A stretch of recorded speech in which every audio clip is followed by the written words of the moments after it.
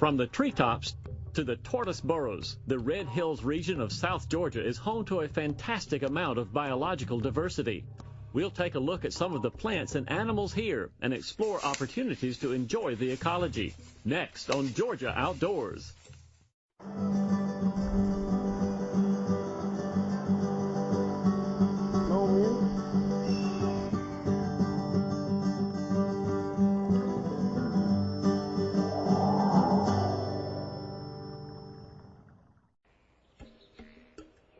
Georgia's ecologically and geologically diverse coastal plain dominates the southern half of the state.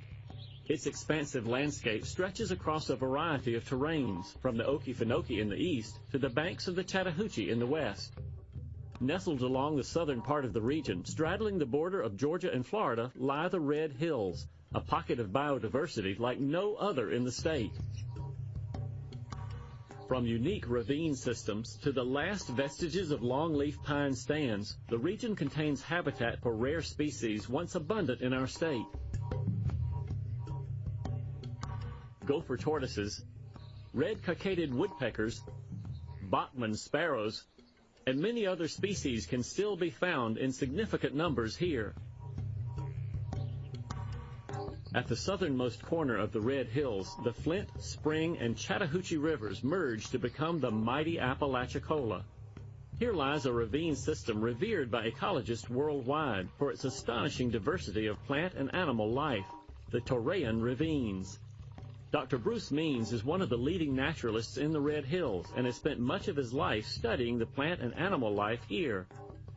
We joined him to find out more about the Torreyan ravines, home to more than 100 rare species. There are very deep ravines etched into these uplands you see behind me. And they've been around probably for 10 or more million years. These ravines, they've been a refugium for all kinds of plants from the north and also from ancient times. They're botanically very, very valuable and very interesting because there are other ravines in the Red Hills and other ravines in the coastal plain, but this particular group along the lower Flint and Apalachicola River contain plants found nowhere else in the world. Some of the plants found here are truly prehistoric.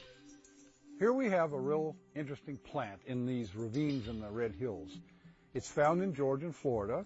What's unique about this palm is, they're modified bracts that the palm grows all around its whole trunk. And it serves a very important purpose, to prevent big extinct animals that evolved with this thing that had teeth like this. This is a mastodon. Probably to keep them from putting their muzzle in there and going after the heart of palm. Mastodons, mammoths, tapirs, ground sloths, a whole host of large giant mammals that only went extinct a few thousand years ago evolved with this plant, and they're probably the animals that this plant evolved the protective mechanisms against. When you go down the slope, you get into the bottoms of the ravines and you find some exquisite habitats there. You know, you have beautiful water coming out and feeding this little pretty stream, and the moisture there creates a wetland environment that has all sorts of plants, mosses, ferns, trees, certain trees that grow rooted there, and animals that are specifically found in that kind of raviney wetland. This salamander is interesting because it evolved here. There are species that only are found here because they evolved here. The Apalachicola dusky salamander is one of them. I had a wonderful time 40 years ago as part of my graduate student research trying to figure out what all the species were in these ravines, and one of the conclusions was this one is only found here and nowhere else in the world. In addition to the animals, you know, the plants are what makes these ravines so fantastic. And one of the wonderful things about the ravines are the high diversity of trees. The forest type we're in is called the Southern Temperate Hardwood Forest. Some people call it the Beech Magnolia Forest. There are more species of trees in this forest type than any other forest type in the United States and Canada. Not only does it have a huge diversity of trees, it also has species that are only found here and nowhere else in the world. This is a very, very rare plant. It's a conifer. This tree is called the Florida and it's only found in the ravines right here, an area about 30 miles long and 5 miles wide, and it goes just up into Georgia. So it's a Georgia native plant. Cats like these ravines and a lot of things in them that are found nowhere else, that somebody would come up with the idea that, wow, this is a real Garden of Eden. E. Calloway, a local preacher, came up with that notion himself. In fact, he actually firmly believed that this was the Garden of Eden. Three rivers come together where Eden is formed. The Chattahoochee, Spring Creek, and Flint River all come together to form the Apalachicola River. The ark was made out of gopher wood. Well, one of these conifers, the Florida Torreya tree, one of the common local names is gopher wood. Aha, this has got to be the Garden of Eden because there's all these wonderful plants and all these wonderful animals there. He preached it, and he was convinced that in the whole world, this is where the true Garden of Eden really lies. Just north of the Torreyan ravines, the uplands of the Red Hills begin. Over a century ago, this land would have been dominated by one tree, the majestic longleaf pine. Throughout all of coastal plain Georgia, this is what you would have found on the higher, drier parts of land, the longleaf pine ecosystem. It was the predominant ecosystem from Virginia to East Texas. It accounted for 60% of the landscape. This habitat was one time the most important habitat in the entire area from Virginia to East Texas. Now, what's happened to it? There's less than 2% remaining of the longleaf pine forest. The best old-growth stands left in the world are in the Red Hills of South Georgia. Longleaf pine trees can live as long as 500 years, reaching heights of up to 100 feet. The thick bark of the tree makes it resistant to fire. Over the centuries, frequent fires have helped to shape a delicate web of life among these ancient trees. Sustainability of the longleaf pine ecosystem is tied directly to fire. It's absolutely dependent upon fire. Lightning strikes set the woods on fire. Native Americans set the woods on fire. Fire helps to clear away dense brush and hardwoods that would otherwise crowd out young longleaf trees. This not only allows the forest to regenerate, it also creates habitat for a variety of plants and animals. The longleaf pine ecosystem, most of its biodiversity, probably about 95% or more of the biodiversity is in the herbaceous understory, up to 400 to 500 species in one given property. Most of these plants are dependent on frequent fire to keep it open so they're able to regenerate. And the diversity of plant species also results in a diversity of insect species, which help to support the wildlife populations that have become rare. Intense logging and development in the 19th and early 20th centuries brought the southeastern longleaf ecosystem to the brink of extinction. Because longleaf takes so long to grow, the cleared land was planted with faster-growing trees like slash and loblolly pine. But this new forest that they were planting amid the skeletons of this ancient longleaf pine forest was not resistant to the frequent fires that were seen in the primeval longleaf forest. This was reasons for groups like the Dixie Crusaders or Smokey Bear to preach that fire was an evil function in these forests and needed to be excluded. The few remaining pockets of old-growth longleaf pine in the Red Hills can be found on plantations preserved and managed for quail hunting. For decades, regular fires were used to maintain desirable hunting land, but landowners in the early 20th century ceased the practice, heeding the calls to prevent forest fires. Soon after, the quail population began to decline, and ecologist Herbert L. Stoddard was called in to find out why.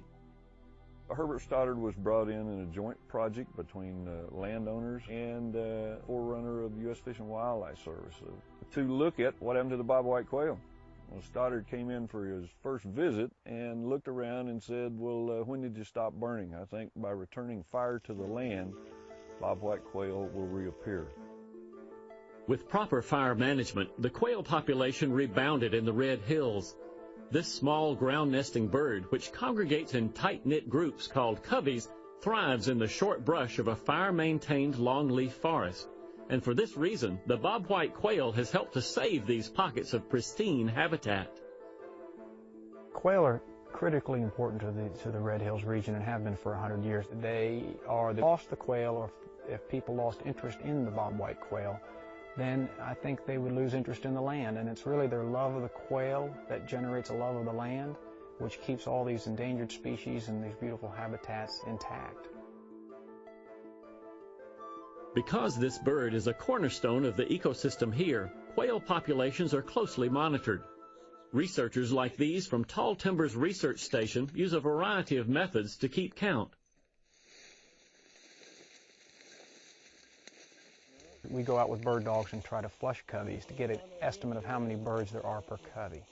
But it's very difficult. The coveys view us as a predator, and they run from us and fly from us and flush wild. And the cover is very thick this time of year, so it's often hard to get a good number count that way. And that's why we've evolved to counting the coveys rather than trying to flush all the birds in the woods, because you just can't do it. A more reliable method of counting quail is by listening. When we get up in the morning to do a covey call count, you get out in the woods, it's pitch black, you make your way to your flagged point, and as the sun comes up, you start hearing the great horned owls calling, the various species of birds like towhees and cardinals start to chirp, and you know soon after the quail will start to call. And just about the time you can read your watch and you're looking out, the quail will start to call. A series of cooey calls, or cooey, cooey, cooey, 3 or 4 times, and that gives each individual a chance to locate the direction and time at which that covey called. After their calling is over, we all get together and compare our locations, and that gives us the number of coveys within that 60-acre area that we can then use to document the population level in that region. Trying to understand how management influences the wildlife, and we can use that information to provide land managers and property owners information on what to do best to manage what they're interested in. Quail are not the only species that benefit from the careful management of longleaf pine stands. In the 1800s, naturalist John Audubon reported an abundance of red-cockaded woodpeckers in the southeast. Today, it's estimated that less than 15,000 of these birds remain, inhabiting approximately 1% of their historic range. Red-cockaded woodpeckers were, at one time, very common within the southeastern landscape. The Red Hills supports the largest population on private land anywhere in the world. Red-cockaded woodpeckers prefer old-growth longleaf pine trees to build their cavities. This is because older trees develop a fungus called red heart, making the wood softer. The decline of red-cockaded woodpeckers has paralleled the decline of longleaf pine in the southeast. Originally, we think there may have been between 400 and 600 family groups in the Red Hills. The current population of about 183 family groups is actually a slight increase over the last few years. To monitor the population of these woodpeckers, many birds are banded with unique identification tags. Banding these birds requires an early wake-up call. The birds go into their cavities each night, and they come out of their cavities in the morning, and that's the only opportunity you have to catch them predictably, is when they come out. We raised up very long, essentially large butterfly nets on poles and place them over the entrance to the cavity. Yesterday we had to come out and measure the height from the ladders that we have to climb to get up to the cavity during the daylight hours, and know how much to extend your pole up so that it's adequately covering the cavity. And then you come out in dark, and if you've got your pole marked properly and extended up, and you can put it right over the cavity and have it ready to capture the bird. Standing on that ladder for half an hour to 45 minutes can be torturous almost. Your muscles are cramping up and you're trying to make sure the net is being held steady and it's squarely over the entrance of the cavity. When the sun starts to come up and the bird comes out, it seems to be worth it. Once the birds are netted, data is collected on the health of each woodpecker. Much care is taken to ensure no harm comes to the birds. Though the birds collected today already have bands, there is much to be learned from them. This is the dominant male for this group. These birds we caught today were 3 adult males. There was the dominant male, who's the father of the other 2 individuals. The 2 young were banded as nestlings in one of the cavities here and have been hanging around with their father now for 2 years, helping to feed, helping to raise additional young. The woodpecker is very much tied to the cavities that it comes in and spends the night in. Young birds oftentimes will stay in their territory if they have a good cavity and help the parents raise additional young rather than disperse. It's not as nice a family setting as you might expect. Those young birds are actually they're looking around, prospecting, see if there's a vacant territory nearby that has good cavities, and they'll, if they find a vacant territory, they'll move in there and try to establish their own territory. Another option they have is just hoping Dad passes away soon, in which case one of those young birds will inherit the territory from his father. And at that point, the female, who's now the breeding female with this group, will typically disperse, and the male who's here will try to attract a new mate. A red-cockaded woodpecker cavity can take up to 4 years to finish. For this reason, many birds seek out established cavities to move into. Recently, scientists have discovered that red-cockaded woodpeckers aren't too choosy about their architect. One of the very important tools is the ability to create artificial cavities by creating cavity inserts, which we basically climb the tree and cut out a block of wood out of the tree and actually insert a nesting cavity into the tree, and we can also create drilled artificial nest cavities. Both of those techniques have been used to increase red-cockaded woodpecker populations throughout the range of the bird. We can go out and create a cavity in a half an hour to 45 minutes, and it might take that bird 1 to 3 years to create the same cavity. We can credit most of the success of the recovery of the bird to the ability to build artificial cavities. This cavity was inserted in a tree on the Ralph and Alexandra Cauca River Creek Wildlife Management Area outside Thomasville. This well-preserved plantation was recently purchased by the state of Georgia and offers a range of opportunities to enjoy the diverse ecology of the Red Hills.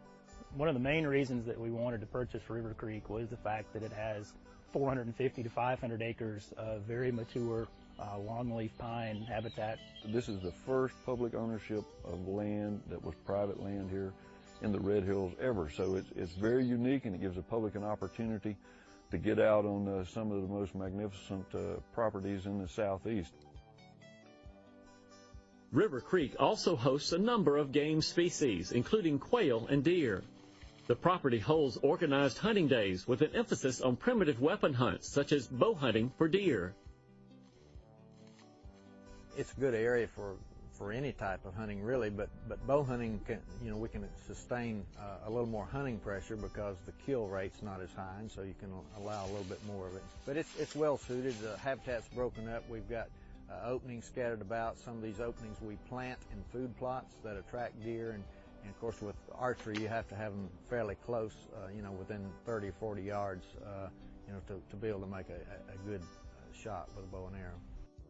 For quail hunting, the potential on this place is just endless because the habitat is similar already to what you see on a lot of the other plantations surrounding the area that manage primarily for quail. And we're going to allow just small groups, 3 people by quota only, so it will remain a quality type hunt. We're not just going to open it up for everybody to come in here and get in each other's way and end up not being a good hunt for anyone.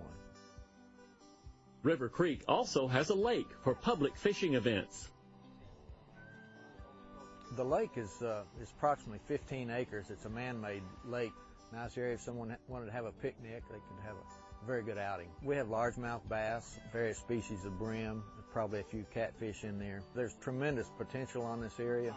One of the things we want to guard against is overutilization. We think there's a lot of potential for wildlife observation, hiking trails. It's the overall aesthetics of the area and the opportunity to see a typical South Georgia plantation much the way it probably was, years ago.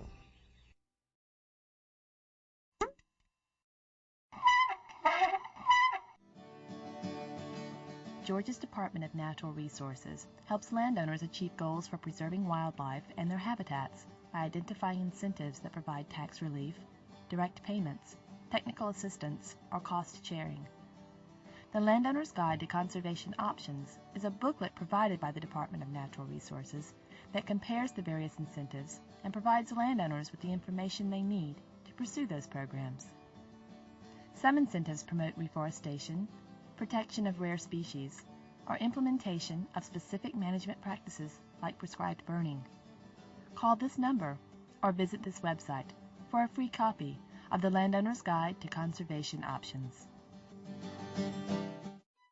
The Red Hills region of Georgia is home to a startling number of rare endangered animals. One of the oldest and most revered is the Gopher tortoise. A truly prehistoric reptile, the Gopher tortoise belongs to a group of land tortoises with origins dating back 60 million years. Though North America was once home to at least 23 species of land tortoises, only 4 remain.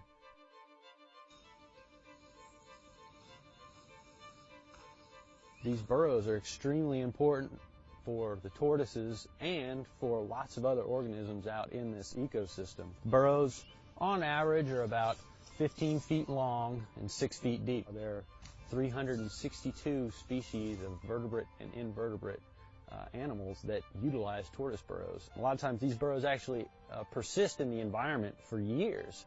Even after a tortoise has abandoned the burrow and moved on, a lot of other species will come in and utilize these burrows.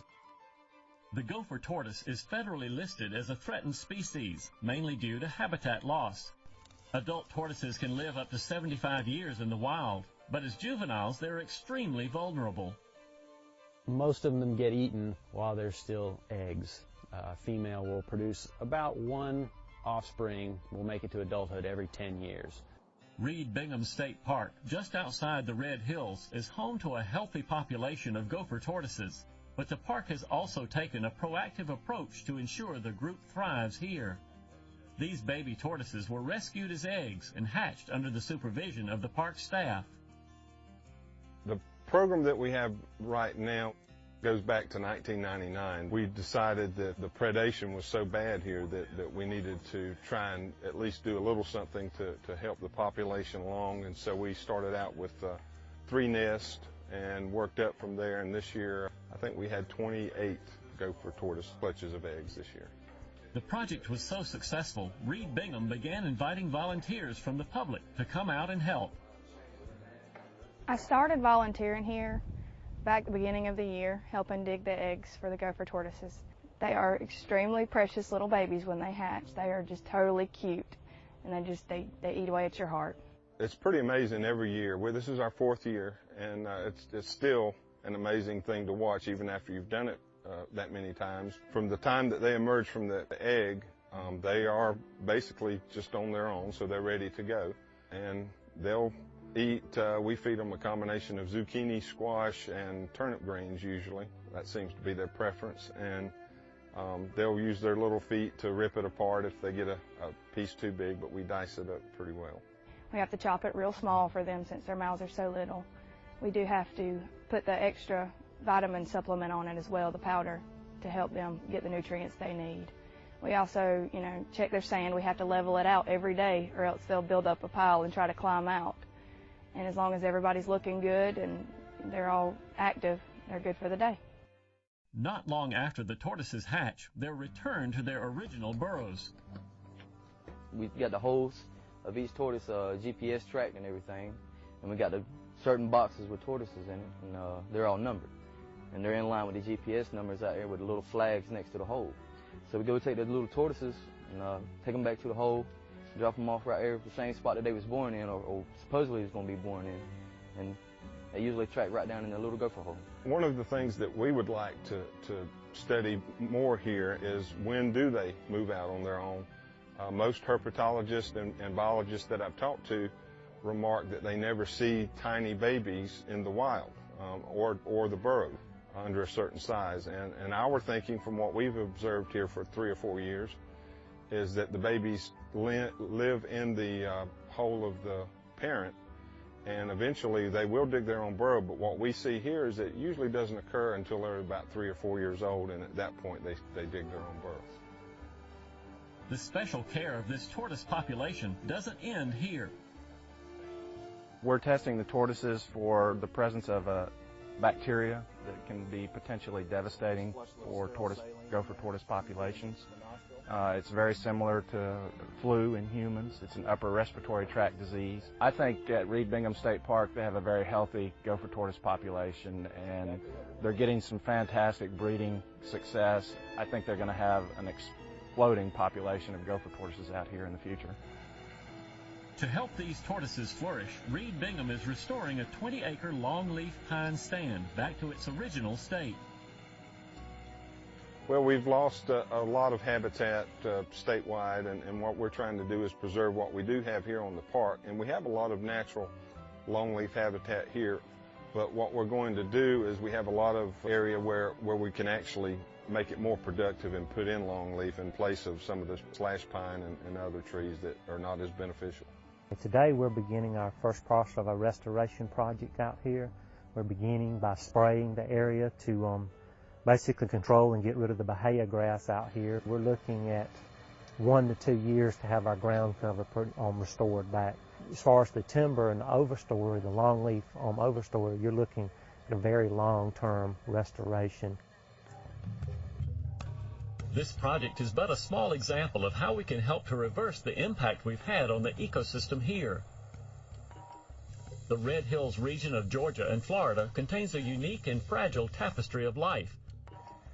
And without a conscious effort of preservation and restoration, many of these plants and animals might disappear completely. But for now, these species continue to flourish among the red clay soil and longleaf pines of South Georgia.